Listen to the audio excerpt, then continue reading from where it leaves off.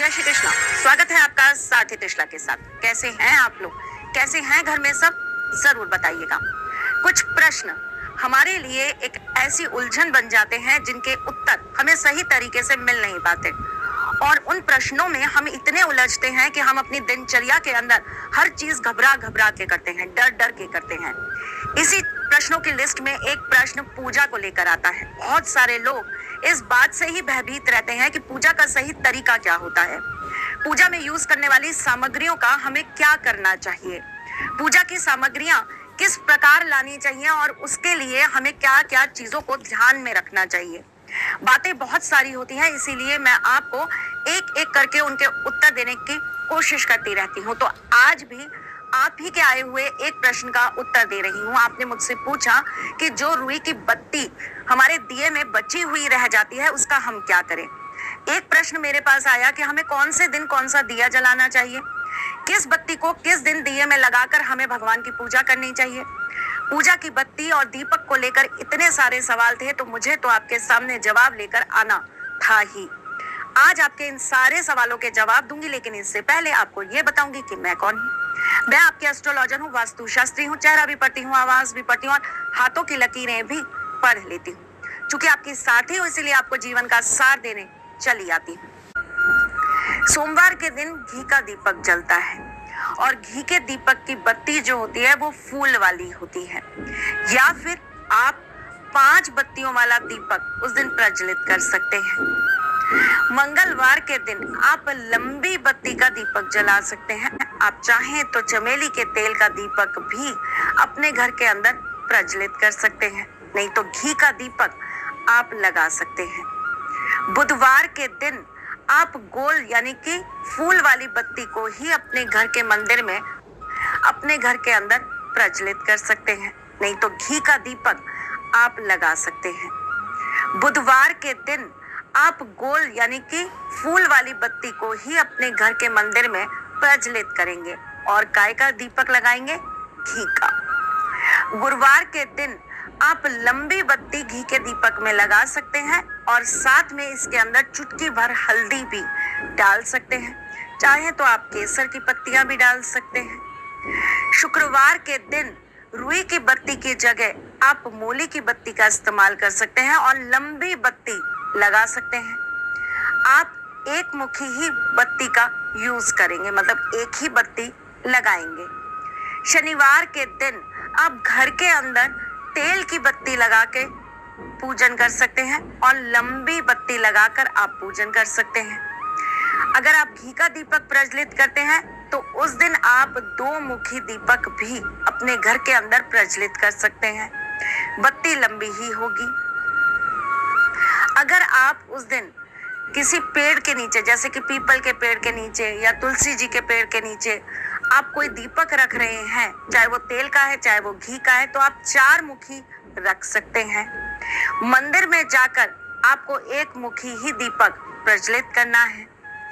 रविवार के दिन आप भैरव बाबा के मंदिर में जाकर 3 बत्ती का, 5 बत्ती का, 7 बत्ती का या 9 बत्ती का दीपक प्रज्वलित कर सकते हैं। आप चाहें तो आप तेल का दीपक लगा सकते हैं और आप चाहें तो आप घी का दीपक भी लगा सकते हैं। रविवार के दिन घर के अंदर आप फूल बत्ती को ही लगाएंगे और घी का दीपक ही प्रज्वलित करेंगे। घी का दीपक आप अगर सुबह सूर्य उदय के समय अगर अपने घर में प्रज्वलित कर देते हैं और उसे संध्या तक जलने देते हैं, तो ऐसा करने से आपके जीवन में बहुत सारे आशीर्वाद आपको प्राप्त होते हैं।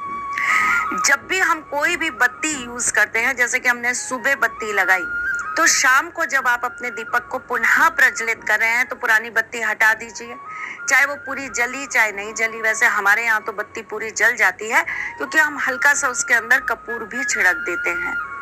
पर अगर आपकी बत्तियां रह जाती हैं, नीचे से पूरी नहीं जल पाती हैं, तो आप उन्हें एक जगह एकत्रित करते रहिए। अभी बाद में बताऊंगी इसका भी एक उपाय होता है। इसके पश्चात आप जब शाम को दीपक प्रज्वलित करें तो आपको दीपक हमेशा साफ सुथरा करके नए तरीके से नई बत्ती लगा के प्रज्वलित करना चाहिए। सोने का दीपक आपको अपने घर के अंदर सिर्फ दीपावली के दिन जलाना चाहिए, अगर आपके पास है तो। चांदी के दीपक को आप हर पूर्णिमा को सोमवार को यूज कर सकते हैं। पीतल के दीपक को आप किसी भी दिन प्रज्वलित कर सकते हैं। पंच धातु से बने हुए दीपक से अगर आप मंगलवार और शनिवार का पूजन करते हैं तो इससे बहुत लाभ प्राप्त होता है। मिट्टी के दीपक को अगर आप बुधवार के दिन अपने घर में जलाते हैं तो इससे आपको बहुत लाभ प्राप्त होता है। दीपावली पे जलाया ही जाता है, एकादशी पे भी जलाया जाता है। साथ ही साथ में अमावस्या में पितरों के नाम का जो दिया होता है वो भी अगर आप मिट्टी का लगाएं तो इससे बहुत लाभ प्राप्त होता है। अगर आप कोई विशेष पूजन कर रहे हैं, कोई विशेष पूजा आपने रखी है और उसमें आप अगर आटे का दीपक लगाते हैं तो इससे आपको लाभ प्राप्त होता है। अगर आप आटे का दीपक मंगलवार को जाकर हनुमान जी के मंदिर में जलाकर आते हैं तो इससे आपको लाभ होता है। अगर शनिवार के दिन आटे का दीपक अगर आप पीपल के पेड़ के नीचे जलाकर रखाते हैं तो इससे आपको लाभ होता है। अगर तंत्र मंत्र परयंत्र या किसी तरह का किया कराया टोटका नजर बाधा को हटाने के लिए आप कोई उपाय कर रहे हैं दीपक का, तो आपको चौराहे पर जाकर एक घी का दीपक जो कि आप आटे के दीपक में लगा कर रख के आएंगे आपको प्रज्वलित कराना चाहिए। अगर आप अपनी कुल देवी का पूजन करने जा रहे हैं तो आपको 5 तरह के दीपक प्रज्वलित करने चाहिए, जिसमें एक आटे का दीपक होगा, एक आपका मिट्टी का दीपक होगा, एक आपका पंचधातु का दीपक होगा, एक आपका चांदी का दीपक होगा और अगर संभव है तो एक आप पीतल का दीपक लगाइए। अगर पीतल का नहीं लगा सकते हैं तो 5वां दीपक अगर आप इनमें से कोई भी एक दीपक नहीं जला पाते हैं, जैसे कि चांदी का नहीं ले जा सकते या पंचधातु का नहीं ले जा सकते, तो आप एक दीपक उसके अंदर थोड़े से चावल डालकर मिट्टी का दोबारा बना लीजिए और उससे जला दीजिए, वो इक्विवेलेंट उसी का काम करेगा। अगर आप बाकी भी कुछ और नहीं कर पा रहे तो 2-3 ऐसे दीपक बना लीजिए जिसके अंदर आप गेहूं डाल दीजिए, धनिया डाल दीजिए, चावल डाल दीजिए। तो आप अगर धातु नहीं ले जा पा रहे हैं ना तो वो भी उसी का कार्य कर देगा। इसी प्रकार अगर आप कोई विशेष पूजन कर रहे हैं, अपने घर में किसी चीज को सिद्ध कर रहे हैं तो घी का दीपक जलाइए, बत्ती लंबी रखिए। अगर आप अखंड ज्योत जलाते हैं तो उसमें बत्ती लंबी रखनी चाहिए, चाहे वो तेल का दीपक हो चाहे वो घी का दीपक हो, क्योंकि अखंड दीपक कोई जरूरी नहीं है कि हम सिर्फ घी का ही जलाएं, तेल का भी जला सकते हैं। घर में और व्यापार स्थल में पूजाओं का अंतर आ जाता है। अगर आप किसी व्यापार स्थल पर कोई दीपक प्रज्वलित कर रहे हैं तो आपको वहां पर दीपक की बत्ती हमेशा लंबी रखनी है, फूल वाली बत्ती कभी नहीं जलती है। अगर आप अपनी दुकान अपने व्यवसाय स्थल के बाहर दीपक जलाते हैं, कई लोग जलाते हैं, एक तरीका होता है ये, वो वही समझ पाएंगे जो लोग ये कार्य करते हैं। यहाँ पे सार्वजनिक नहीं बता सकती मैं उस चीज को। तो अगर आप वो जलाते हैं तो उसके अंदर आपको हमेशा लंबी बत्ती का ही यूज करना चाहिए। अगर आप अपने गल्ले का पूजन करते हैं, माँ लक्ष्मी का पूजन करते हैं, शुक्रवार के दिन विशेष रूप से अगर आपने अपने कार्यस्थल पे श्री यंत्र या महालक्ष्मी यंत्र की स्थापना कर रखी है, आपने कुछ और विशेष चीजें अपनी दुकान पे रख रखी हैं, जैसे कि बिल्ली के जेर हो गई, जैसे कि इंद्रजाल हो गया, जैसे कि आपका सियाल सिंगी हो गया, जैसे कि मोती शंख हो गया। लक्ष्मी प्राप्ति के लिए हम नाना प्रकार की चीजों को स्थापित करके अपने गल्ले या तिजोरी में स्थापित कर देते हैं और व्यापारी लोग हर शुक्रवार को इसकी पूजा जरूर करते हैं।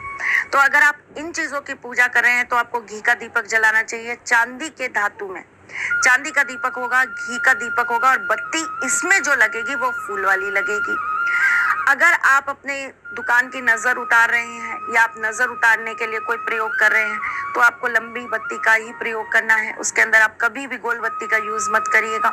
ये छोटी छोटी चीजें होती हैं जिनका ध्यान रखना हमें बहुत जरूरी होता है। अगर हम नहीं रखते हैं तो इससे हमारे जीवन में बहुत सारी दिक्कतें आती हैं।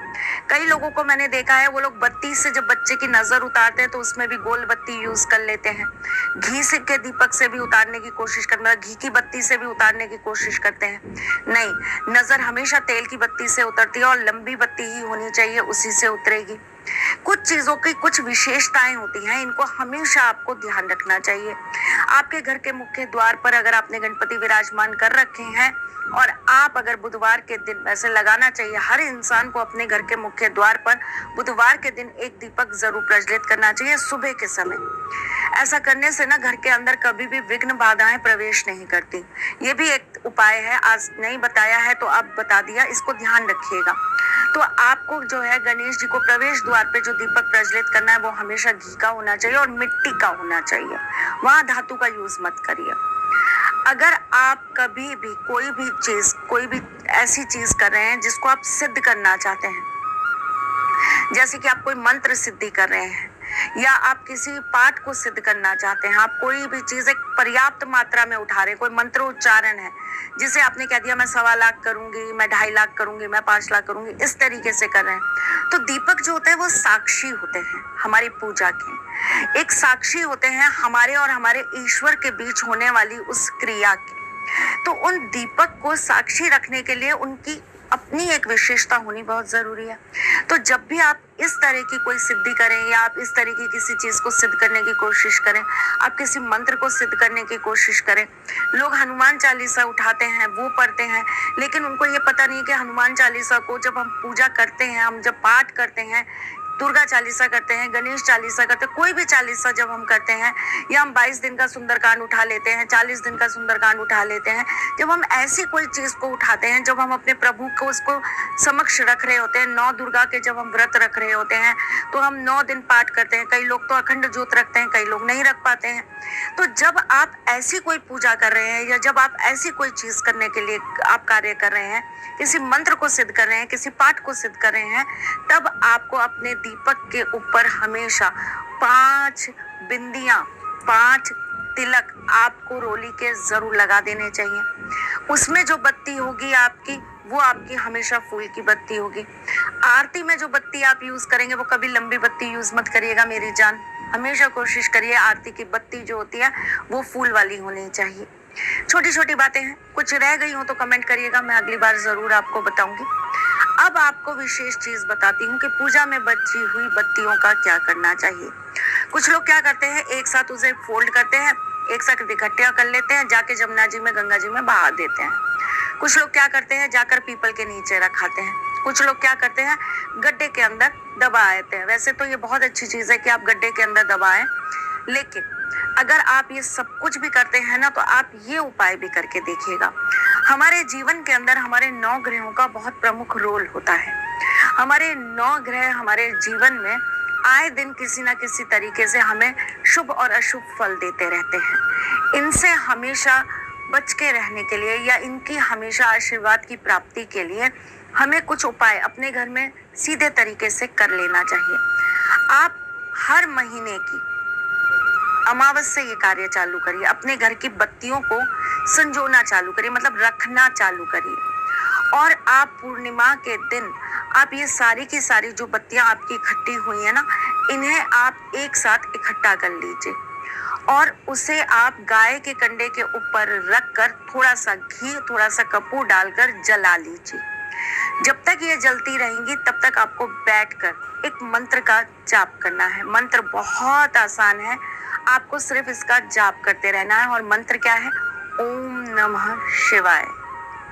जब आपका ये मंत्र चलता रहेगा और ये आपकी बत्तियां जो है ये प्रज्वलित होती रहेंगी, थोड़ी देर में ये धीरे धीरे धीरे धीरे करके भस्म बन जाएगी ना भस्म। तब इस भस्म को आप एक डिब्बी के अंदर, जब ये बिल्कुल शांत हो जाएगी, एकदम ठंडी हो जाएगी, तब एक डिब्बी के अंदर आप इसको भर के रख लेंगे। उसके अंदर आप एक छोटा सा भोजपत्र का टुकड़ा डाल देंगे और उस भोजपत्र के टुकड़े के ऊपर आप लिख देंगे ह्रीम। ह के नीचे एक ऐसी र की मात्रा और ह ऐसे बाहर की तरफ निकला हुआ आता है, मैं लिख के भी भेज दूंगी आपको, ह्रीम। इसको आप इसके अंदर डाल के रख देंगे। अब आप जब भी कोई जरूरी काम के लिए जाएं, इस भस्म को लगा के चले जाएं। घर में किसी को नजर लग जाए, उसको आप ये भस्म लगा दें। अगर आपका प्यार आपसे दूर है तो नित्य नियम से अपने मोबाइल के ऊपर ही उसकी फोटो पर ये तिलक लगा दें। अगर आपके पति आपकी बात नहीं मान रहे हैं तो अपने हाथ से, अपनी मध्य उंगली से उनके मस्तिष्क पे भस्म को लगा दें। आपके घर में बड़े बुजुर्गों की तबीयत बहुत ज्यादा खराब रहती है तो आप उनको नियमित रूप से उनके कंठ पर, उनके मस्तिष्क पर ये तिलक लगा दें। अब दूसरी चीज, अमावस से आपने चीजें इकट्ठी करनी चालू करी, बत्ती इकट्ठी की चालू करी, अब वो आपकी पूर्णिमा पे आपने भस्म बना ली। अब आप क्या करेंगे, अमावस वाले दिन आप पुनः इसी क्रिया के साथ उस भस्म को तैयार कर लेंगे। सुबह के समय करिएगा ये कार्य और शाम को जाकर इस पूरी भस्म को आपको एक लोटे में डालकर पीपल के पेड़ पर चढ़ाना है। ध्यान रखिएगा, छोटी छोटी चीजें होती हैं हमारे जीवन में, इन्हीं से हमें सुख प्राप्त हो जाता है। मैं फिर आऊंगी कुछ नया, कुछ अलग, कुछ अद्भुत लेकर। तब तक के लिए मुस्कुराते रहिएगा।